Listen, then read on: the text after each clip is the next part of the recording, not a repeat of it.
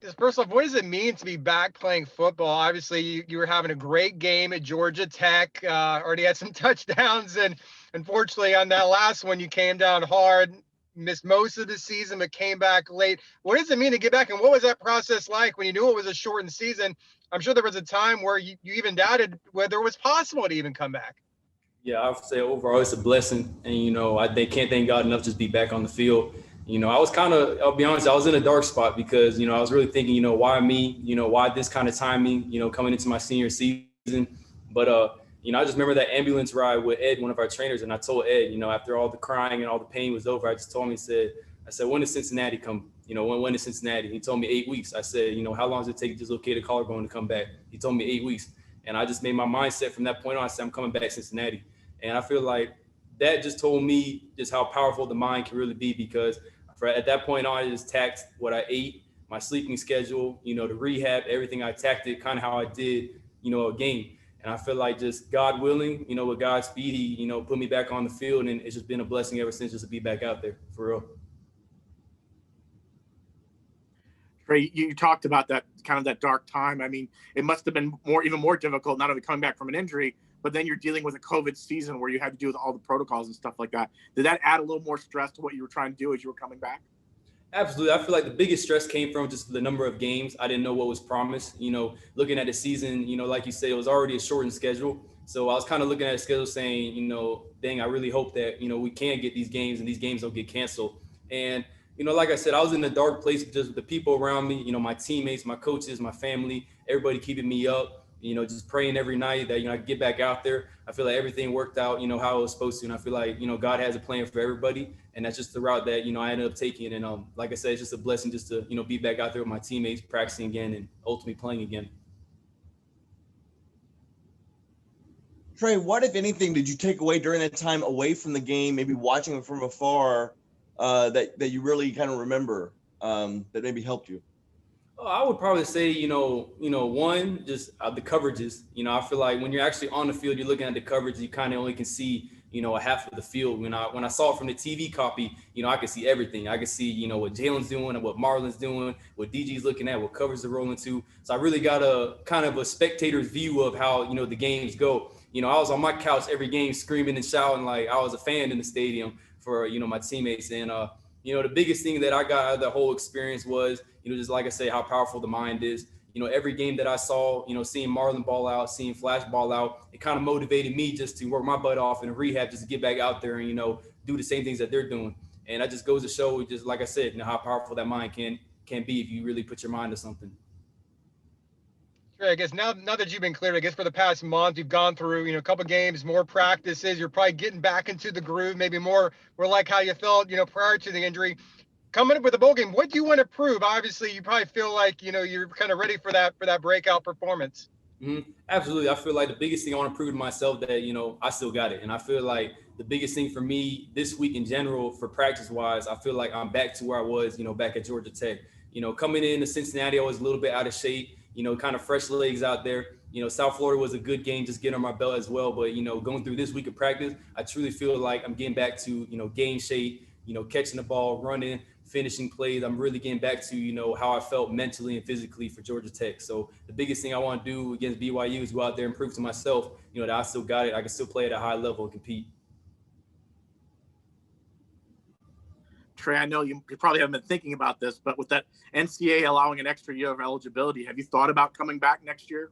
Of course it's a thought. I've been thinking about that, ever since, I went down with the collarbone issue. I feel like my focus right now is on BYU, and it's only been on BYU. The biggest thing I learned, just going down with the injuries, I'm taking it one day at a time. And I know my main focus right now is to have a great game against BYU and help my team as much as I can and, to get that W. And, when the time comes, I'm going to talk with my family, talk with the people around me in my circle, and we'll ultimately make a decision. But absolutely, that's been a thought. And, it's just a blessing that the NCAA did something like that just on a, a different year for all the athletes. So that's huge. Trey, what has it been like to watch Marlon Williams this season? Obviously, he's been one of the best receivers in the nation. But obviously, you've been a teammate of him for a few years, but especially this year. What has it been like to watch Marlon? I mean, it's amazing. It's crazy because, I think preseason he wasn't on a Belinikoff list. He wasn't on, All-Americans. He wasn't on none of that. But in-house, being his teammate, we all knew what Marlon can do. It was only a matter of the opportunity for him. And I feel like he took that opportunity and ran with it. You know, every game, well, I just me watching from a spectator standpoint, I knew that he was about to go off every game he played in. And he really did that in each and every game. And it just goes to show you that, you know, whether it's Flash, Marlon, you know, Jacob, you know, we have a lot of dudes on this team that can make plays. And, you know, when their name is called, they can answer the bell.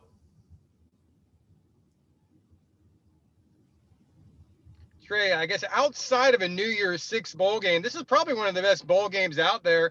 BYU is going to be a top 15 team, and I mean, who knows what could happen if UCF wins? You know, maybe that's a game that could get them, you know, to finish in the top 25. UCF. So just talk about that matchup and how excited and pumped up you guys are to try to finish off on a high note.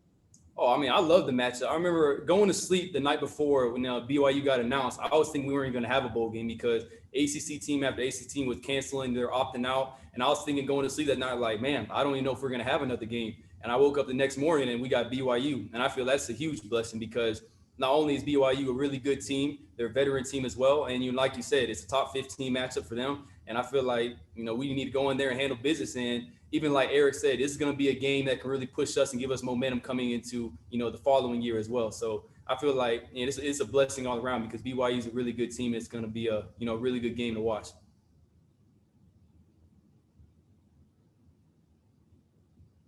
Tre, throughout this process of you getting back on the football field, was there anyone that you kind of leaned on or turned to maybe to help kind of get you through, you know, to kind of keep you motivated to keep you going forward for the progress? Oh, absolutely. And I got a crazy story to tell y'all. You know, Alex Harris, I know, as y'all know, he went down with the ACL injury. You know, last year, I barely spoke maybe 2-3 words to Alex throughout the whole year. You know, this year, 2020, I ended up being roommates with him. He goes down with the ACL. You know, I go down with the collarbone. And I just feel like that's just goes to show that God just puts people in your life, you know, for a reason. And me and Alex both lifted each other up. You know, he couldn't use his legs. I couldn't use my upper body. So we were helping each other, you know, day in and day out. And I feel like it's just a blessing. You know, I've gotten so close with him. You know, I love the guy now. And it's just, like I said, God put people in your life for a reason. And me and him just kept each other up throughout the whole process, kept each other motivated. And now we're both, you know, building from the ground up. And, you know, I'm really excited to see what we both can do in the future.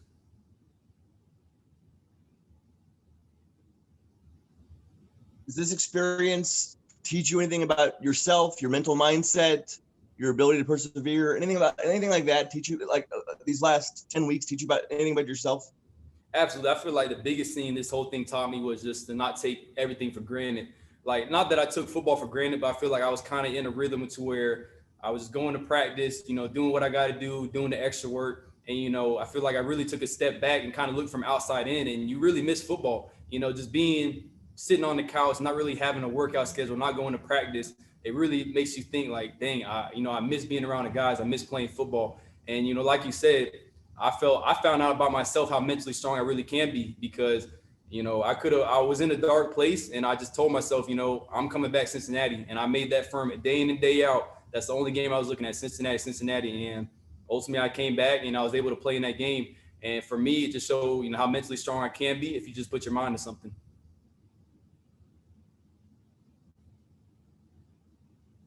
Tre, you go back to that first game, the game that you got hurt. Did you know right away that it was severe enough that you probably missed a good amount of time this season? To be honest, I didn't. You know, I went down and I felt a sharp pain, you know, in my chest area. Initially, I thought I just got the wind knocked out of me. I remember telling Miss Mary, I was just telling her, you know, I think I'm good, you know, and I got up and walked. And as soon as I took 2 steps, I just knew something wasn't right. And I didn't really know if it was my collarbone, my shoulder, if it was my chest. I just could definitely feel as I was moving and my body was bouncing around that something wasn't right. And I just knew instantly that, you know, ultimately I'm going to be missing some time.